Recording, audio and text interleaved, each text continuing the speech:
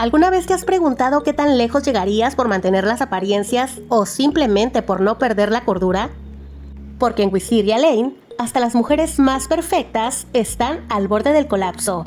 Hoy analizamos el episodio 2 de la primera temporada titulado pero por debajo, de esposas desesperadas, donde las fachadas se agrietan y lo que está debajo empieza a salir a flote. Bri cose botones, pero no puede remendar su matrimonio. Gabriel se ahoga entre una rosa, un auto de lujo y un amor prohibido. Lynette llega al límite y toma una decisión drástica para que sus hijos le escuchen. Y Susan, sin saberlo, está más cerca de un secreto que podría cambiarlo todo. En este vecindario, cada gesto es una pista, cada sonrisa esconde una herida y cada mujer tiene su propia guerra interna. Prepárate para revivir pero por debajo, porque debajo de cada fachada hay una verdad que arde. Desde el primer minuto, Mary Alice nos recuerda algo inquietante, que a veces los muertos ven con más claridad que los vivos, y es irónico porque lo que vemos en esta escena era evidente, solo que nadie quería mirar. Gabriel Solís parece tenerlo todo: lujo, belleza, ropa de diseñador, una casa impecable, pero lo que no se ve desde fuera es que se está ahogando en su propia vida. La vemos relajándose en la tina con John, su joven jardinero, el único escape que ha encontrado a su rutina dorada pero vacía. El caos comienza cuando escucha el ruido del carro de Carlos entrando. El maldita sea que susurra Gabriel es el grito interno de todas las mujeres que saben que lo que están haciendo puede volverse un desastre en segundos. Desesperada, le dice a John que se largue como pueda. Él no encuentra la ropa, ella la busca sin éxito y en la desesperación termina arrojándolo por la ventana. Justo entonces, Carlos entra a la casa, la encuentra en bata de baño con el cabello envuelto en una toalla y le pregunta con tono curioso si no se duchó por la mañana. Gaby, fingiendo total normalidad, le responde que acaba de terminar de hacer ejercicio y entonces Carlos pregunta por John, pues vio su camioneta estacionada afuera. Gaby apenas logra mantener la calma mientras su corazón late como tambor, y es que si Carlos llegaba a ver lo que pasaba dentro de la casa, el pantalón de John olvidado en la sala o peor aún, al mismo John, todo podía venirse abajo. Pero justo cuando todo parece derrumbarse, John saluda desde la ventana, está en el jardín podando un arbusto. Pero lo que Carlos no alcanza a ver es que debajo no lleva pantalón y lo que Gabriel sí ve es que por esta vez se salvó. Esta escena parece solo un enredo, pero en el fondo nos muestra algo muy real, lo fácil que es ocultar la verdad cuando nadie quiere ver. Mary Alice nos narra que bajo la fachada perfecta de Wisteria Lane algo se rompió, primero su muerte y después esa nota anónima que sacudió a todos. Sé lo que hiciste, me enferma y lo voy a contar. Ahora vemos a nuestras 4 protagonistas reunidas como si fuera una simple tarde entre amigas, pero esta vez no hay chismes ni recetas nuevas, sino una tensión que no se puede disimular. Todas rodean la carta con una mezcla de miedo y curiosidad, como si fuera un animal que pudiera saltarles encima en cualquier momento. Susan es la primera en decirlo, deberían dársela a Paul, el viudo. Gaby, con ese tono directo que no le falla, le dice que no sea ingenua, está de luto y probablemente se ponga como loco. Bri, siempre tan políticamente correcta, propone acompañar la noticia con café y pastel. Lynette, la más sarcástica, le sigue el juego con humor negro. Una rebanada más mientras destruimos tu mundo, Paul. Las ideas van y vienen, llamar a la policía, fingir que tal vez solo fue una broma de mal gusto, pero Susan no puede dejarlo ir. Ella siente que esto es serio y que lo peor sería quedarse con la duda imaginando que Mary Alice escondía algo terrible y nunca saber qué era. Y entonces Bri lo deja caer como un suspiro incómodo. ¿Cuánto queremos saber realmente de nuestros vecinos? Esa pregunta es la que empieza a cambiarlo todo. Mary Alice nos lo explica con claridad. Sus amigas sabían que todas las familias tienen secretos y también sabían que a veces desenredarlos trae más oscuridad que luz. Después de 2 horas discutiendo qué hacer con la misteriosa nota de Mary Alice, decidieron parar y retomarlo por la mañana, pero esa noche ninguna logró dormir. Y es que la idea de que su amiga se quitara la vida por algo oculto les revolvía el alma, porque sí, la soledad era algo que todas conocían, aunque nadie lo admitiera. Cada una tenía vacíos que no se llenaban con cenas bonitas, rutinas familiares ni casas perfectas. De repente, Bri se levantó con una idea en su mente y como buena perfeccionista que es, no lo dejó pasar. Rex estaba acostado, cansado, y ella le lanzó la bomba con su sonrisa serena. ¿Recuerdas cuando me pediste matrimonio? Ese día en Skyline Drive, con vino, cuando ella le dijo que sí, aunque todo estaba en su contra. Vas a cancelar la cita con ese abogado. Vamos a buscar un terapeuta de pareja, le dijo sin rodeos. Rex intentó esquivar, pero Brino soltó la mirada y él accedió. Ella se levantó con aire triunfante para prepararse una bebida y cuando le ofreció algo, él contestó, lo que sea, menos vino. Una frase que parecía una simple broma, pero que decía mucho más de lo que él estaba dispuesto a confesar.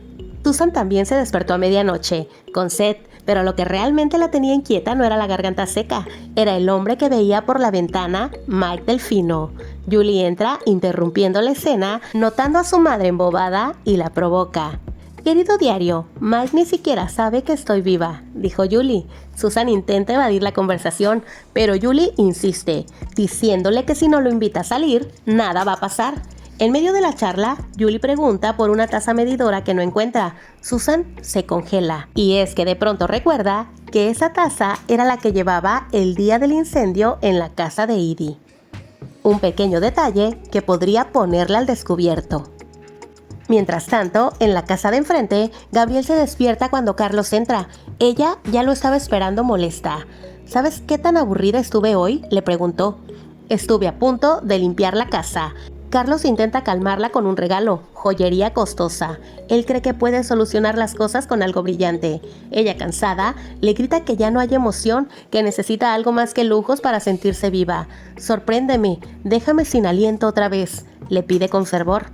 Carlos, entre confundido y resignado, promete intentarlo, pero lo que Gaby no le dice es que ya encontró algo que la deja sin aliento, aunque no sea él. A la mañana siguiente vemos a Susan salir de su casa en pijama y despeinada. Se topa con Mike afuera y se apena al instante. Él le sonríe y le dice que se ve bien, pero su perro llamado Bongo no coopera y le ladra con fuerza. Susan se rinde y empieza a despedirse, pero de pronto lo suelta. ¿Quieres cenar conmigo? Fiel a su estilo, improvisa toda una historia de una tradición del vecindario donde invitan a los nuevos a comer algo casero, aunque luego confiesa que en realidad pide comida para llevar. Mike, divertido, le da la vuelta a la situación y la invita a él. Él cocinará. Susan acepta con entusiasmo y corre a contarle a Julie. Aunque claro, planea ir sola porque después de tanto caos, una cena con Mike podría ser la chispa que estaba esperando. Y en una escena menos alegre, vemos a Edie entre las ruinas humeantes de su casa, removiendo los restos con un gesto entre furia y resignación. A su lado, la siempre entrometida señora Martha Huber intenta consolar con su clásico tono pasivo-agresivo. Todo se acabó, dice Edie mientras observa lo que quedó de su casa. Todo lo que mi exmarido consiguió con su trabajo durante años, hecho cenizas. Marta, como buena vecina metiche, le comenta que ya empezó una colecta de ropa, pero Edie, fiel a su estilo glamuroso y cero caritativo, responde con desprecio, no pienso usar ropa vieja de nadie.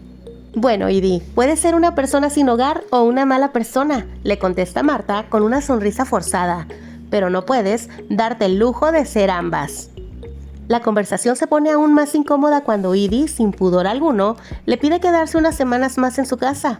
Marta accede con su típica falsa bondad cristiana, aunque claramente por dentro está arrepintiéndose ya. Pero lo que realmente le llama la atención es lo que encuentra entre los restos, una taza medidora, calcinada pero reconocible. Esa no es mía, dice Edie, entre desconcertada y molesta. La mía era de plástico. Entonces, ¿cómo llegó aquí?, preguntó Marta. ¿A quién le importa?, responde Edie, restándole importancia, y le dice, mejor busca mis joyas. Pero claro que a alguien sí debería importarle, porque esa taza no estaba ahí por casualidad. Mientras tanto, en otro lugar de Fairview, conocíamos a Albert Goldfine, quien era uno de los consejeros matrimoniales más solicitados de la ciudad. Había visto de todo, desde adicciones hasta traiciones brutales y gritos que hacían temblar los muros. Y justo cuando creía que nada podía sorprenderlo, llegaron los Van de Kamp. Vemos a Bri impecable como siempre y entra al consultorio con una sonrisa amable y una bolsita de popurrí casero en la mano. Hola, soy Bri y este es mi esposo Rex. Le traje esto, pues pensé que el olor podría ayudar a crear un ambiente relajante, le dijo, como si estuviera entregando galletitas para un té. Y Rex, con su sarcasmo a flor de piel, remata. La respuesta es sí. está a punto de hacerse rico con nosotros. Y así, sin anestesia, el Dr. Gorfine se adentra en un nuevo tipo de caos, el que se esconde detrás de los manteles de lino perfectamente planchados y las sonrisas educadas de una esposa modelo, porque hay parejas que se gritan y otras como Brie y Rex que se matan con cortes quirúrgicos casi invisibles. Mientras conducía con sus hijos desatados en la parte trasera del coche, Lynette iba al borde de la desesperación. Gritos, juguetes volando, uno parado sobre el asiento y ella con ese hilo de paciencia que ya se había reventado hace días. «Abróchense los cinturones, lo digo en serio», gritaba mientras intentaba mantener el volante firme y su sanidad también. Pero en ese momento, patrulla a la vista, un oficial la detiene, le pide la licencia y la matrícula con ese tono educado pero juzgón que tanto desespera y le pregunta con un tono de superioridad si sabe por qué la paró. Lynette solo responde con resignación: «Tengo una teoría». El policía le señala a los niños brincando como resortes sin cinturón y le dice que tiene que encontrar la manera de controlarlos, porque ese es su trabajo. Error, señor oficial. Grave error. Y Mary Alice nos lo narra perfecto. Aunque llevaba 6 años como policía, el agente Hayes nunca se había encontrado en una situación realmente peligrosa, pero claro, nunca le había dicho a una mujer cómo criar a sus hijos. Y así fue como Lynette explotó. Bajó del coche hecha una furia y se fue detrás de él, que iba a su patrulla a seguir redactando el ticket de multa. Y le soltó todo: que no tiene ayuda, que su esposo siempre está viajando, que no duerme bien desde hace 6 años y que si la está juzgando, está muy equivocado. El oficial, con cara de ¿en qué me metí?, se lo pensó 2 veces y le dijo: «No le voy a poner una multa, señora, solo una advertencia». Lynette respiró profundo, se recompuso y con toda la dignidad del mundo le contestó: «Acepto sus disculpas». Y a sus hijos, con una autoridad renovada, les dijo: «Abróchense el cinturón, ya».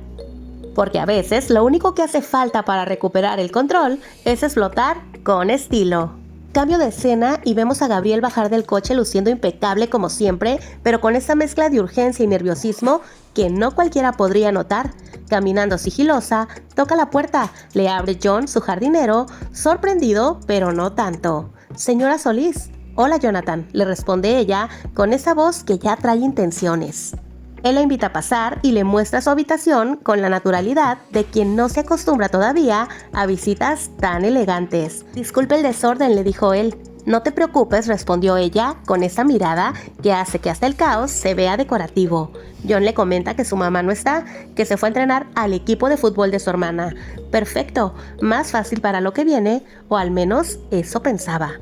Gabrielle intenta tomar la iniciativa y le dice: «Tenemos que hablar de lo que pasó el otro día». Él pregunta si el señor Solís se dio cuenta de algo, pero ella le dice que él no tiene ni idea, que es demasiado afortunado, pero cuando vengas a trabajar al jardín, puede que tengas que hacerlo de verdad, le dijo. John la mira desconcertado y le pregunta si está rompiendo con él en su propia habitación. «No, no te voy a dejar. Últimamente eres lo único que me mantiene en pie, solo que ya no podemos hacerlo en mi casa». Él sonríe y le pregunta: «¿Entonces dónde quieres hacerlo?». Gabrielle apenas le contesta, solo lo mira, lo besa y los dos terminan en la cama. Pero justo cuando las cosas se calientan, sus ojos se detienen en un retrato. John, mucho más pequeño, sonriente con un uniforme de béisbol. Sin decir nada, ella baja el retrato del buró, pues no quería verlo, no quería recordarse lo mal que estaba todo esto, aunque lo supiera perfectamente. Y regresamos al consultorio del doctor, el terapeuta matrimonial. Frente a él están Brie y Rex, sentados en lo que parece más una entrevista que una sesión emocional. Brie, siempre tan perfecta, lleva ya casi 1 hora hablando, pero no precisamente de su matrimonio. Está detallando con precisión milimétrica la edad de sus hijos, la historia familiar, el número de invitados en la última cena y, por supuesto, los tipos de flores que decoran su casa hasta que el doctor la interrumpe. Y le dice: «Brie, te has pasado casi toda la hora hablando de cosas sin importancia». Ella se hace la sorprendida. Rex, por su parte, ya no aguanta más y aprovecha el espacio como si le hubieran abierto la válvula. Doctor, esto es lo que necesitas saber sobre Bree. No le gusta hablar de sus sentimientos, para ser honesto, es difícil saber si tiene alguno. Bree lo mira como si no entendiera por qué está siendo atacada en público. Rex continúa, siente ira, rabia, emoción, quién sabe, siempre es agradable y no puedo expresar lo molesto que es eso. Y mientras Rex continúa desahogándose, la cámara nos muestra a Bree en lo suyo. Ha notado que al saco del doctor se le está por caer un botón, así que sin decir una palabra, saca de su bolso un pequeño costurero. Sí, un mini costurero. Ni un gesto de molestia por lo que su esposo está diciendo, solo concentración en ese botón flojo, como si repararlo fuera más urgente que su propio matrimonio. Rex sigue hablando con el corazón en la mano. Lo que sea que sienta está tan bajo la superficie que nadie puede verlo, dice. El doctor, desconcertado por la escena surrealista, se dirige de nuevo a Bree y le pregunta, ¿te gustaría responder a lo que acaba de decir Rex? ¿Hay algo de verdad en eso? ¿Usas las tareas del hogar como una forma de desconectarte emocionalmente? Y justo ahí, Bree reacciona, se da cuenta que la estaban observando y esconde rápidamente el costurero en su bolso. Por supuesto que no, responde, con esa sonrisa que ya no sabemos si es su escudo o es su arma. Y regresamos con Gabrielle y John. Ella se ajusta el vestido después de otro encuentro clandestino con su jardinero. Él, acostado sobre la cama, sonríe con la inocencia de alguien que todavía cree que el amor es sencillo. Esto es genial, dijo. Tengo un montón de tarea esta noche y es muy fácil concentrarse después del sexo. Gabrielle, mientras se arregla el cabello frente al espejo, le responde como si todo fuera parte de un juego casual. Me alegra haber podido ayudar. La educación es muy importante. Pero entonces John se levanta como quien está a punto de entregar algo significativo. Oh, tengo algo para ti, le dice mientras saca una rosa. Iba a dártela la próxima vez que cortara el césped, pero ya que estás aquí... Gabrielle la toma sin sospechar lo que simboliza y dice, ah, es una rosa. Él le responde, no es una rosa cualquiera. Mira todos los pétalos, es perfecta. Ella sonríe casi con ternura. De pronto algo cambia. Gabrielle lo mira y lo ve, no como su joven jardinero, no como un escape, sino como un muchacho enamorado, inocente y vulnerable. La cámara se detiene justo en su rostro cuando John le dice con los ojos brillantes, pasé días buscando justo la correcta y finalmente la encontré. Ese instante fue suficiente para que Gabrielle entendiera lo que estaba pasando. Para ella era solo un escape, pero para John, él ya estaba enamorado. Tengo que irme, dijo ella de pronto, evitando su mirada. Y antes de que él pueda decir algo más, Gabrielle se marcha apresurada con la rosa en la mano y con un nuevo peso en el corazón. Susan ya se estaba saboreando su momento. Mike acaba de llegar con bolsas del súper y ella, peinada a medias pero decidida, se acerca casual. ¿Y qué vamos a cenar?, le pregunta. Mike sonríe y le dice que Julie le sugirió filete de costilla, su favorito. Susan se derrite por dentro. Todo va tan bien que es obvio que algo está por arruinarse. Y entonces ella aparece. Hola Mike, hola Susan, dice Edie con esa voz de te voy a arruinar el día pero fingiendo amabilidad. Susan siente un escalofrío. Mike, inocente como siempre, le pregunta cómo va después del incendio. Edie lo agradece, pero en segundos ya está oliendo el ambiente, las bolsas y el plan entero. ¿Fiesta?, pregunta como quien no quiere la cosa. Mike le cuenta la verdad. Susan lo invitó a una cena de bienvenida que él cocinará en su casa. ¿Y qué hace Edie? Lo obvio. Qué raro. Yo nunca tuve una cena de bienvenida. Susan intenta arreglarlo con una sonrisa falsa. Es que es como una nueva tradición, le dice. Pero la escena se sale de control. Mike, sin malicia, lanza la bomba. ¿Quieres venir a cenar con nosotros? Susan traga saliva. Quiere gritar, no, pero ya no hay escapatoria. Edie se hace la difícil solo por deporte y al final acepta. Y en tono burlón le dice a Susan, esto compensará la cena que nunca me preparaste.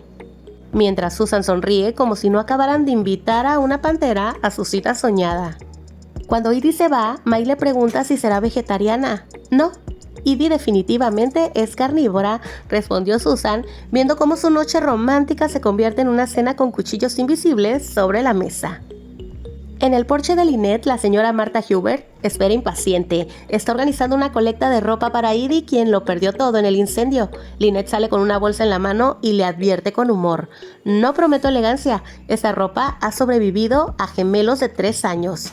Pero Martha, con esa sonrisa de quien juzga incluso cuando habla, responde: Edie es una mendiga ahora, no está en posición de elegir. Y sí, lo dijo en voz alta. Mientras Martha inspecciona las prendas con cara de asco disimulado, lanza otro de sus comentarios, pasivo-agresivos de colección. Claro que no hace falta echarle sal a la herida, mientras le devuelve una prenda muy colorida a Lynette. Lynette intenta cortar la escena diciendo que está ocupada con la cena, pero Martha aprovecha para meter otra puchita. Por cierto, ¿eras tú a quien detuvo un policía esta mañana? Lynette suspira. Sí. Era ella. Los niños estaban como poseídos en el coche y no obedecían nada, le respondió. Intento todo, gritar, rogar, negociar, amenazas emocionales, pero nada funciona. Y ahí es cuando Martha suelta su sabiduría familiar. Le dice que su madre una vez la dejó sola a la orilla del camino cuando se portaba mal y que nunca más lo volvió a hacer. Lynette, horrorizada, responde: jamás podría hacer eso a mis hijos. Y Martha, como si hablara del truco de cocina más simple del mundo, le dijo que a veces, para disciplinar, hay que ser creativa. Una mujer inteligente era mi madre, aunque ahora ya no razona y está en un ancianato. Lynette, contrariada, aprovecha la pausa para despedirse. Y mientras la señora Hubert cruza la calle, se topa con Susan. Le pregunta si encontró algo de ropa para Edie, quien en estos momentos no tiene nada que ponerse. Susan le responde: pensé que ese era el look que buscaba. Pero Martha, infalible con sus frases, cierra con broche de oro y le dice: puede que Edie sea una basura, pero sigue siendo un ser humano. Y así, entre bolsas de ropa usada, consejos dudosos de crianza y comentarios maliciosos disfrazados de caridad, seguimos recorriendo Wisteria Lane. Susan se queda en medio de la calle con esa inquietud que no se le ha quitado desde el suicidio de Mary Alice, y al ver a Zack afuera se anima a preguntar: ¿está tu papá en casa? Zack la lleva hasta el garage, donde vemos a Paul muy atareado. Susan, con la voz más amable que pudo sacar, intenta una charla casual y le dice que solo quería pasar a saludar y ver cómo están. Paul, incómodo, responde sin rodeos: estamos intentando seguir adelante, ha sido bastante duro. Susan, con cautela, insinúa lo que realmente la llevó hasta ahí y le dice: es que no saber por qué Mary Alice. Pero antes de terminar la frase, Paul la interrumpe y el tono cambió. No me importa cuáles fueron sus razones. Tal vez estaba deprimida o aburrida. No importa. Nos dejó a mí y a su hijo y nunca la voy a perdonar.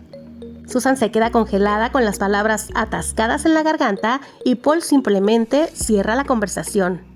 Sube un baúl a su auto, cierra la puerta de golpe y arranca. Deja a Susan congelada.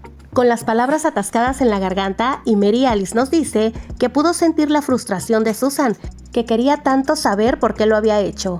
Pero a veces no basta con querer la verdad, hay que saber dónde buscarla y estar lista para lo que vas a encontrar. Y corte a Paul Young, lo vemos aparcar en un río muy apartado. Abre la cajuela del auto, baja un baúl infantil con los bordes gastados, el mismo que Susan intentó ayudarlo a cargar, pero él se negó. Ahora entendemos por qué no quería que nadie lo tocara. Paul mira alrededor, nadie lo sigue, nadie lo ve, camina hasta la orilla, se agacha y, sin dudarlo, lanza el baúl al agua.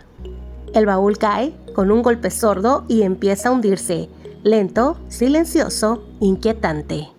Y Mary Alice nos dice que la verdad se esconde, a veces en una mentira bien contada y a veces en el fondo del río. Mientras tanto, en otra esquina tranquila de Wisteria Lane, Martha Hubert llega a casa de Susan con esa sonrisa amable, pero siempre un poquito demasiado curiosa. Julie abre la puerta. «Hola Julie, hablé con tu madre sobre donar algo de ropa para Edie», dice Martha con su tono habitual de buena vecina. Julie le responde que su mamá no está, que está en casa de la señora Van de Kamp, pero que aún así va a subir a ver si dejó algo para Edie. Pero en cuanto se queda sola, Martha no pierde el tiempo, mira a su alrededor, se fija en unas bolsas de supermercado sobre la mesa y sin dudar empieza a husmear. Y ahí, entre el pan y los tomates, lo ve, un tazón medidor de vidrio. Nuevo, idéntico al que ella misma encontró entre los restos calcinados de la casa de Edie. Justo entonces Julie baja y la sorprende con las manos literalmente entre las bolsas. La mira con molestia y Martha improvisa. Le dice que estaba admirando su nueva taza medidora. Julie, sin darle importancia, le cuenta que compraron una nueva pues la anterior se ha perdido. ¿En serio?, le dice Marta pensativa. Julie le dice que no encontró nada, pero que si quiere podría volver a buscar. Marta le dice que está bien, pero algo en su tono cambia. Le dice que ya ha hecho demasiado y se retira. La señora Huber sale de la casa con paso tranquilo, pero la semilla de la duda ya estaba plantada y el misterio empezaba a tomar forma. Mientras tanto, en el consultorio del Dr. Goldfine, todo parece más tranquilo de lo normal. Brie Van de Kamp llega puntual como siempre, impecable como siempre, pero esta vez hay un pequeño cambio de planes. El doctor le dice que Rex acaba de llamar, que no podrá venir pues se presentó algo urgente en el hospital. Ella apenas parpadea, dice que ojalá le hubiera llamado antes, con esa elegancia tan suya, pero la herida es evidente si es que sabes leer entre líneas. El doctor le dice que Rex sugirió que quizás quisiera reunirse con él a solas, pues ha estado muy callada en las últimas sesiones y el doctor se lo propone con buena intención. No gracias, dice Brie, haciendo un esfuerzo por disimular su incomodidad, mientras sus ojos, inevitablemente, se desvían hacia el saco del doctor. Otra vez, ese botón flojo, esa amenaza silenciosa del orden. ¿Estás segura?, insiste él. Sí, estoy segura, responde Brie. Ella se despide con educación y se va, pero apenas pasan unos segundos cuando regresa apresurada, con una determinación que solo Brie podría hacer ver tan refinada. Toca la puerta, el doctor abre, algo confundido. Dr. Goldfine dice con esa mezcla perfecta entre firmeza y encanto: «Hay algo que puede hacer por mí». «¿Y qué es eso?», pregunta él desconcertado. «Quítese el abrigo». El silencio se instala por un segundo. No hay dobles intenciones, solo una mujer que no puede soportar ver un botón a punto de caer sin hacer algo al respecto. Y de vuelta al vecindario, ahora vemos a Susan en casa de Gabriel, rodeadas de bolsas de compras como dos adolescentes regresando del centro comercial. Hay risa, complicidad y un poco de ansiedad. Gabriel le pregunta: «¿Así que ahora vas a llevar a Julie a cenar con Mike?». Susan le dice: «Sí, bueno, si Edie va a estar ahí, voy a necesitar apoyo emocional». Gabriel pone los ojos en blanco y le dice que no puede creer que se haya invitado. «¿Cómo la dejaste hacer eso?», le preguntó. «No lo sé, todo pasó tan rápido», le dice Susan, pero Gabriel práctica como siempre, propone una estrategia. «Ya sabes lo que tienes que hacer, llega temprano y ten un rato con Mike antes de que llegue la barracuda». Susan asiente convencida. Dice que Edie llegará a las 5:45, lo que significa que sus pechos llegarán a las 5:30, así que debo apuntar a las 5. Gabriel suelta una carcajada. Mientras sube con las bolsas, Susan se queda un momento mirando la flor. La rosa perfecta y delicada, sospechosamente romántica, la toma entre sus manos y le dice: «Es una rosa preciosa. ¿Dónde la conseguiste?». Gabriel, sin pensar, responde: «Me la dio John», pero en ese instante se congela y luego la actriz dentro de ella improvisa. «¿John, tu jardinero?», le pregunta a Susan. Y rápidamente Gabriel responde: «Sí, es que quiero plantar nuevos rosales. Me dio esta como muestra. ¿No es hermosa?». Susan asiente sin sospechar nada, pues no ve las grietas bajo la superficie perfecta de su amiga. De vuelta al consultorio del consejero matrimonial, Brie, impecable como siempre, ha regresado, pero no para hablar de su matrimonio. No, está ahí frente a él, aguja en mano, concentrada en una labor muy distinta: coser el botón suelto de su saco. El doctor la observa con curiosidad y le dice que está seguro de que Freud no aprobaría eso. Brie, sin levantar la vista, le dice: «¿Y a quién le importa lo que piense Freud?». Mientras continúa cosiendo con precisión, le dice que ella estudió psicología en la universidad y aprendió todo sobre él, un ser humano miserable. El doctor, intrigado, se atreve a preguntar: «¿Qué te hace decir eso?». Piensa en la época en la que él creció, su madre sin electrodomésticos, sin ayuda, agotada día tras día dando todo por su familia, y él, en lugar de agradecerle, se vuelve famoso culpando a las madres de todos los males de sus hijos. Imagínese el esfuerzo de su madre y aún así decidió que fue su culpa. Remata la última puntada y con una sonrisa perfectamente contenida le entrega el saco al doctor. Le dice: «Ahí lo tiene». El doctor lo toma, algo impresionado, y le comenta a su paciente que muchas de las teorías de Freud han sido desacreditadas, a lo cual Brie responde: «Me parece bien». En otra escena vemos a Lynette al límite. Gritos, patadas, el caos en el coche y esa sensación de que nadie, absolutamente nadie, la tomaba en serio. Así que por primera vez decidió aplicar el consejo poco ortodoxo de Martha Hubert. Frenó el auto, bajó a los niños con firmeza y les dijo con voz dura, si no pueden comportarse, no se pueden subir al auto. Y sin mirar atrás, volvió al volante, avanzó apenas unos metros, solo lo suficiente para que la vieran irse. Fue un acto desesperado, sí, pero también una jugada estratégica, solo que cuando regresó, un par de minutos después, los niños ya no estaban. La angustia la atravesó como un rayo, los llamó a gritos, buscó por la calle, se asomó en los jardines de los vecinos, hasta que una mujer salió de una casa con cara de pocos amigos. Le dijo, los tengo adentro, vi todo lo que hiciste, juzgándola con esa mirada que de veras molesta. ¿De verdad creíste que era buena idea abandonar a tus hijos? Ned intentó explicar, pero la mujer ya hablaba de servicios sociales y toda la cosa.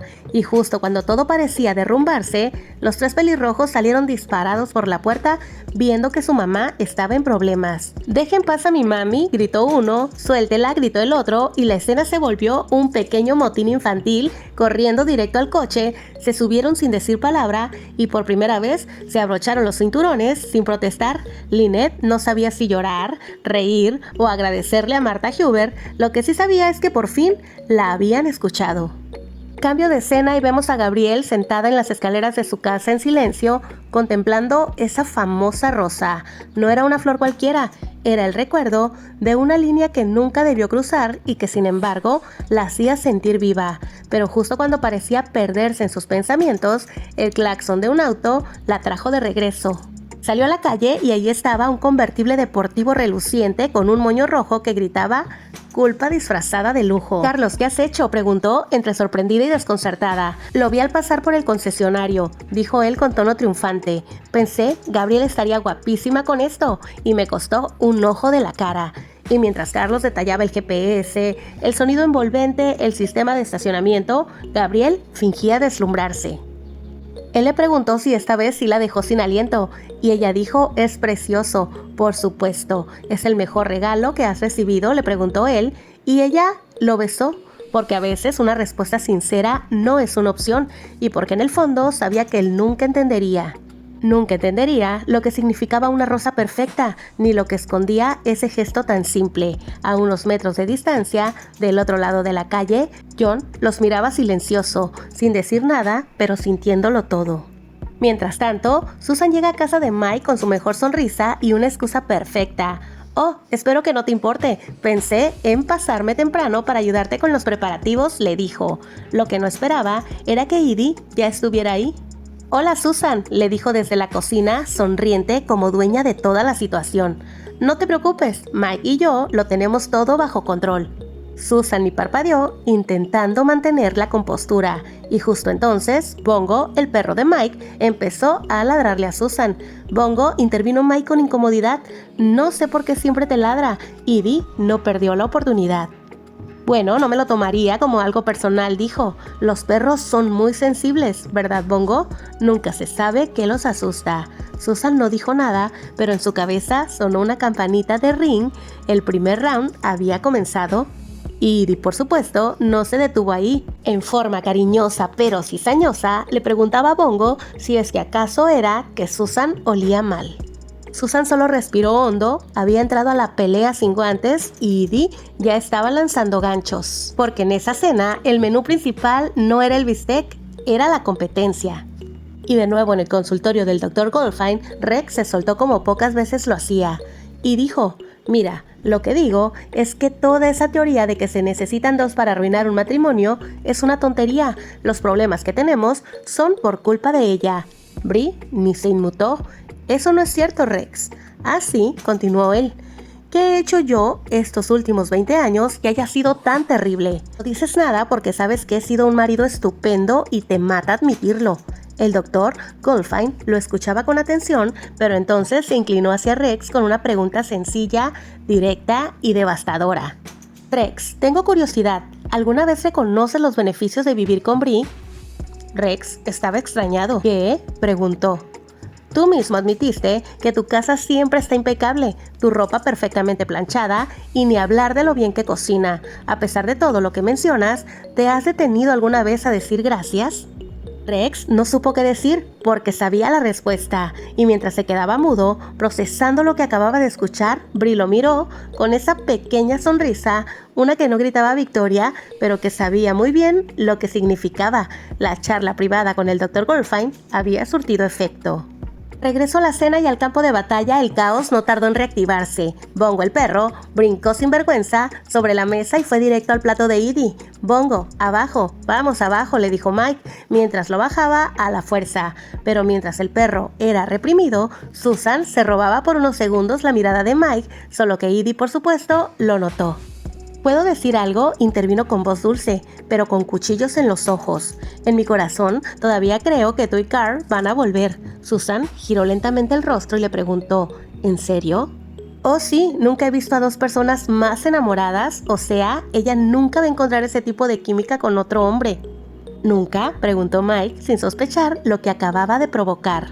Susan hizo todo lo posible por mantener la sonrisa, aunque por dentro ya iba perdiendo por nocaut, segunda ronda de Edie. Pero lo que Edie no sabía era que Susan no estaba sola. «¿Sabe qué, señora Britt?», intervino Julie, con esa inocencia afilada que solo una hija adolescente puede tener. «¿Sabe quién me gustaba siempre? El señor Atwell, su cuarto marido». Edie parpadeó y le dijo, «Fue mi segundo marido, solo me he casado 2 veces, Julie». «¿2 veces? ¿No estaba casada con el tipo tatuado que se llevaron esposado?» «No, Julie, no estaba casada con Javier. Era solo uno de sus amigos especiales», le dijo Susan. Y haciéndose la inocente, sugirió cambiar de tema, «a menos que quieran seguir hablando de eso», dijo. Así que Edie rápidamente utilizó de nueva cuenta al perro y se quiso lucir con él. Lo hizo pararse, lo hizo hacer gracias como si estuvieran en una función de circo, y Mike estaba encantado y Susan lo había notado. Susan estaba furiosa, pues Mike no se daba cuenta de la manipulación, pero sobre todo, furiosa con ella misma por no haberlo pensado antes. Así que se levantó a servir el postre y ya estando en la cocina, tuvo una idea. Pues no iba a dejarse vencer e ideó un plan. Untarse salsa en las manos y detrás del cuello para que Bongo se acercara a lamerla, y en efecto, así sucedió. Bongo no se hizo del rogar. En cuanto olió el aroma, se abalanzó sobre ella, la empezó a lamer sin parar, feliz como nunca, y Susan, como si nada, fingía que todo era parte de la magia. Pero entonces Bongo empezó a torcer fuerte, y luego más fuerte. Julie fue la primera en notarlo. «Mamá, ¿en dónde está tu otro pendiente?». Susan se tocó la oreja y entonces Mike reaccionó. «¡Oh Dios!», exclamó, levantando al perro y corriendo al auto sin decir una palabra más. «¿Quieres que vaya contigo?», preguntó Susan, ya con el corazón encogido. «No», respondió Mike, seco y sin mirarla. Edie, por su parte, apenas pudo disimular la sonrisa mientras miraba cómo se cerraba la puerta. Una ronda más ganada para ella. Luego vemos a Mike en la sala de espera del veterinario. Él estaba solo y Susan llegó poco después, más pálida que la bata del doctor. «¿Cómo está?», preguntó con voz baja. «Todavía no lo sé», respondió Mike sin despegar los ojos del suelo. «¿Están viendo si necesitan operar?». Susan tragó saliva. Pocos minutos después, el veterinario salió y dijo, «Buenas noticias, no hizo falta cirugía. Expulsó el pendiente por sí solo. ¿Quieren recuperarlo?». «No, gracias», dijo Susan. Mike suspiró aliviado y luego volteó hacia ella. «Lo siento por haberte hablado así», dijo. «Es solo que Bongo era de mi esposa. Antes de morir me pidió que lo cuidara, que no lo dejara solo». Y entonces Susan entendió. Esa tristeza que Mike arrastraba, ese lazo con su perro, ese muro invisible, no era por Edie ni por ella. Era por alguien que ya no estaba. Si le hubiera pasado algo, hubiera sentido que le fallé, dijo Mike mirando al suelo. En ese momento, Susan entendió que ni ella ni Edie podían cantar victoria todavía, porque cuando un corazón aún está de duelo, nadie entra por más que insista. Mientras tanto, en casa de Mike vemos a Edie limpiando la cocina, quizá como excusa para quedarse un poco más o tal vez solo para marcar territorio, porque sí, Edie sabía jugar muy bien sus cartas, pero lo que ella no sabía era que mientras acomodaba platos y guardaba recipientes, sus manos pasaron peligrosamente cerca de una gaveta que guardaba un secreto, mucho más turbio que su intención de conquistar a Mike. La cámara se desliza hacia esa gaveta y por un segundo nosotros, solo nosotros, el público, vemos la verdad. Billetes, muchos paquetes de dólares bien apilados, un arma de fuego y un mapa. Un croquis lleno de anotaciones, nombres de vecinos, líneas conectadas. como si Mike estuviera investigando algo o tramando algo mucho más grave. Pero Edie ni se entera, cierra la gaveta, sigue barriendo migas mientras nosotros nos quedamos con la boca abierta. Y Mary Alice nos dice: al mirar atrás, al mundo que dejé atrás, todo me resulta tan claro, la belleza que espera ser desvelada, los misterios que anhelan ser descubiertos, pero la gente rara vez se detiene a mirar, simplemente siguen adelante. Y es una pena, de verdad, hay tanto que ver.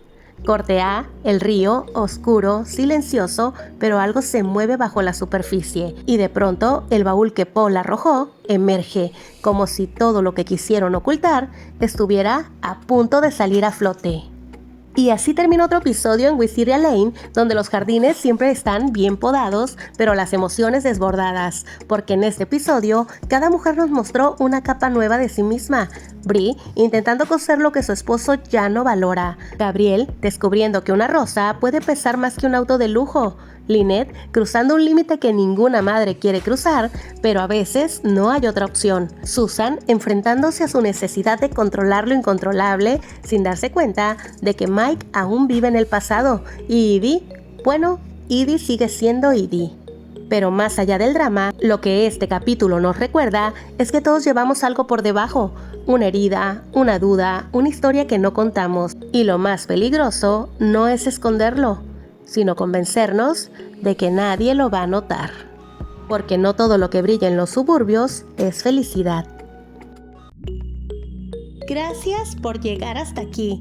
Si este video te hizo reír, pensar, emocionarte o simplemente pasar un buen rato, no olvides darle like, suscribirte al canal y compartirlo con tus amigas. Aquí en Chick Flick siempre hay espacio para recordar nuestras pelis y series favoritas, descubrir personajes con los que conectamos y hacer introspección, pero con estilo. Déjame un comentario contándome qué te pareció, porque me encanta leerte y armar conversación contigo. Y si te gustó lo que viste, quédate cerquita porque lo que viene está muy Chick Flick. Nos vemos en el próximo video.